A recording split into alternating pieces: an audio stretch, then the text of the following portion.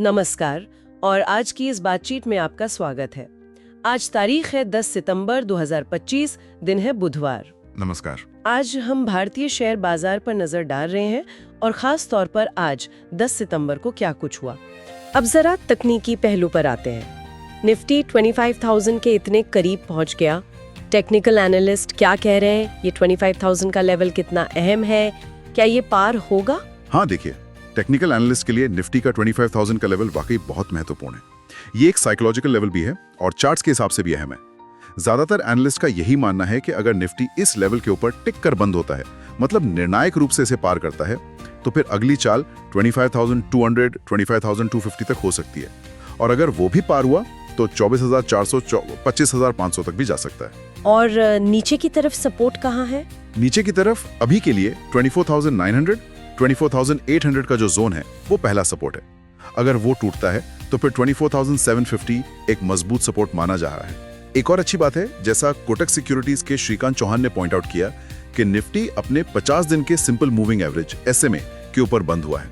ये काफी दिनों बाद हुआ है और इससे मजबूती का संकेत माना जाता है। अच्छा, हालांकि एक बात और है, कुछ एनालिस्ट्स ये भी कह रहे हैं कि डेली चार्ट पर एक छोटी बेरिश कैंडल या फिर हाई वेव पैटर्न जैसा कुछ बना है। इसका मतलब होता है कि दिन के ऊंचे स्तर से बाजार नीचे आया और खरीदारों और बेचने वालों के बीच थोड़ी कश्मकश या कह लीजिए अनिर्णय की स्थिति रही। मतलब मिक्स्ड सिग्नल हैं थोड़े। हाँ, कह सकते हैं। लेकिन जो मोमेंटम इंडिकेटर्स हैं जैसे RSI और MACD, वो अभी भी बुलिश क्रॉसओवर दिखा रहे हैं, यानी तेजी के संकेत दे रहे हैं। और वीकली ऑप्शंस का डेटा भी 25,000 के लेवल के महत्व को दिखा रहा है। और बैंक निफ्टी का क्या हाल है? वो भी तो लगातार बढ़ रहा था। हाँ, बैंक निफ्टी भी लगातार छठे दिन ऊपर रहा। उसने 54,000 का लेवल मजबूती से होल्ड किया हुआ है और आज 54,536 पर बंद हुआ, करीब 320 पॉइंट ऊपर। बढ़िया।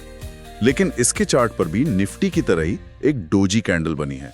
डोजी कैंडल भी अनिर्णय ही दर्शाती है, मतलब ओपनिंग और क्लोजिंग प्राइस लगभग आसपास ही रहे।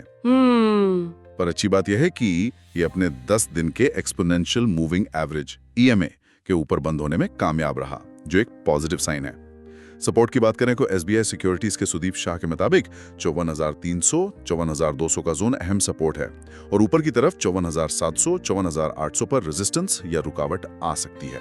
और बाजार में जो घबराहट या डर का माहौल होता है, वो विक्स इंडेक्स, उसका क्या हाल है? हाँ, इंडिया विक्स जो हमें बताता है कि आने वाले समय में बाजार में कितनी उठापटक की उम्मीद है, वो आज और गिरा, करीब 1.38% गिरकर 10.54 पर आ गया।